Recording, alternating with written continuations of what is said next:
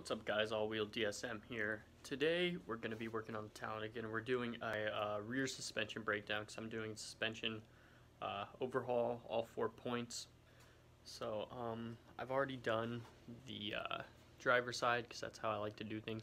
I like to do one of them on my own and then save the other for filming unless it's something that doesn't have 2 parts. Just because I've never really broken down the rear suspension on a DSM, so that would have been like, I don't know, like a 30-40 minute long video, even with the time lapses and everything, just because I wouldn't really be knowing what I'm doing.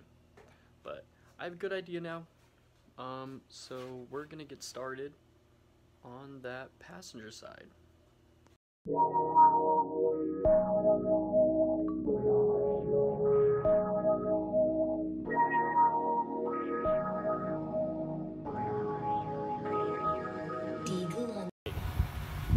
Axle is out. That really was not fair for you guys to watch because that only took probably a couple seconds on the screen, but in actuality it was over an hour of constant heat and heat and hammer, rinse and repeat, all that. But so that's loose, but started raining, so it's gonna rain all week probably, but I think I'm gonna continue this tomorrow whenever it's not raining because I don't want to get wet. That's all I want to do today, is get that axle out. Let me show you this side. It's all out. See, oh yeah, there we go. I even started stripping the old undercoating so we can redo it. So I also figured something out. So this car is a 95. 95 all-wheel drives. Some of them came with vented rear brakes as well as front. Here are the fronts. Don't worry, I ordered new rotors. All this stuff is getting deleted. Not deleted, but redone. See, these are vented. Come back here. And these are solid. And I always thought that was weird because my car's a 95, so it should have the vented rears. And don't worry, all this is getting replaced too. And I always knew something was up with my brakes. So if we look at the pad, look at that. Look at that extremely uneven wear on that pad. So the vented rear brakes are actually bigger than the solid. They're thicker and they're bigger. And I am supposed to have rear vented brakes, but you know, whenever people like go to an auto parts store and they really don't know what they're doing there, they say, I need new rotors for a 95 Eagle Talon. They're gonna give them, and they say, all right, here are your options. They're gonna pick the cheapest one usually. Cheapest one's probably gonna be a solid for a non-vented rear. But see how high, let me see if I can get this camera in there. See how high this caliper sits? And how far away this is from the dust shield? It's because it's supposed to have a vented rear on it. But I ordered the right rotors and the correct caliper repair kit. So we're gonna be getting the correct stuff on it, which is probably going to be an upgrade from what I had for those little dismal solid ones. But alright, the rain's coming down hard, so we're going to pick this up tomorrow.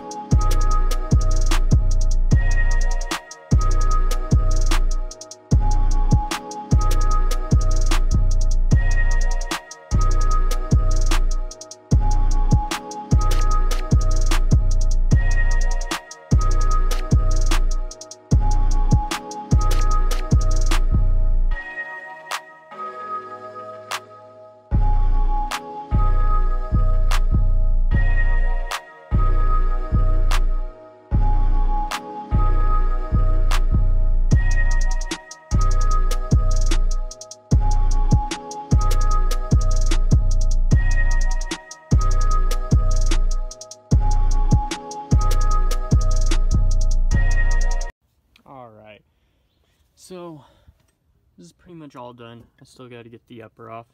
And then the toe control arm. The bolt is actually seized in the bushing, which is actually a really common problem. So there are two things you can do here. You can burn the bushing out, because what happened is the rubber masticizes around the bolt, and it makes it into like a metal compound. It's extremely tough to cut. Or no, it's not extremely tough to cut. It's extremely tough. So you can burn the rubber out, which in theory should loosen the bolt so you can get it out. Or you could take the easy way, and probably the safer way, and cut it out with a Sawzall. You can't really get to it with a grinder because of all the brackets. So I'm gonna get the Sawzall out and get that going. And the reason I cut this bolt into 4 pieces is what I think should happen. I don't know if they did this from factory or not. So I think the bolt should go in this way, so you could take the bolt out. But what it was actually up against the gas tank. So you couldn't slide out, you couldn't get the lower control arm together. And the reason I kept all that in place and whatnot is so I could just buy a new rear knuckle, because the bushing is seized in there too, in the trailing arm, and probably in the lower control arm. And another thing I'm doing is I'm converting to the 3rd gen Eclipse's rear suspension, which is tubular in design rather than stamped steel, which looks a lot cooler and it's a lot stronger. So what you need is the upper and the lower control arm, and that changes the sway bar positions. So you need a 3rd gen Eclipse rear sway bar, which opens up a 22mm option for the rear sway bar as well. So I'm going to be doing that. So a couple more weeks and this should all be done. I'm also converting to stainless steel brake lines, so that's why it was hanging in some of the shots, because I really don't care. All new parking brake hardware and shoes are coming too. So hopefully my e-brake works now. And yeah, so I'm gonna whip out the Sawzall and we're gonna cut that. Alright guys, here's a little update on the Sawzalling. Already gone through 2 blades. 3rd is almost done, but we're getting through there. We're almost done. Been at it for about an hour and a half. Yeah, this sucks. For anyone who ever has to do this or ever has done it, I feel so bad because this is awful. But we're getting there. Probably like 30 more minutes, maybe another blade, and it'll be done. And I still gotta take off that upper control arm. But then after that, we can get this all prepped for undercoating. So I'm gonna get back to you guys when that bolt is out of there. Alright, so it's done. It is out. Here are the fruits of our labor. Actually had to cut it in 2 places to get the eccentric part out. And there it is. Here are the fallen victims. But now I'm gonna clean up the wheel well, take off this upper control arm, and prep it for undercoating. Alright guys, that's gonna do it for the video today. See, we got the caliper off. Came out really easy. They're inside right now. But really wasn't much fluid in there. I'm replacing these with a stainless steel brake lines. Oh, sorry, I had the light in your way. But let me put this axle up real quick. But yeah, they came out pretty good. I want to get them powder coated, or at least painted. I don't know, broke college kid. Powder coating is kind of expensive where I'm at, but I always have them shipped. But everything's off. This side is pretty much prepped for undercoating. I gotta get behind here still. I'm gonna wire wheel it all again. And then that's gonna be another video. I'm probably gonna do the prep and application in the same video because it's kind of pointless doing 2 separate videos, but I'm pretty bummed. Got ship right there. So that means more paint to do, but it's okay. I painted this car myself.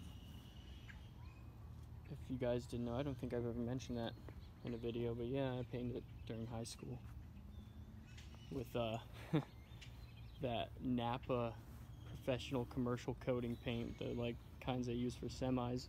So it's a really durable paint, and it came out really good too. But yeah, it's pretty tough, it's pretty flexible.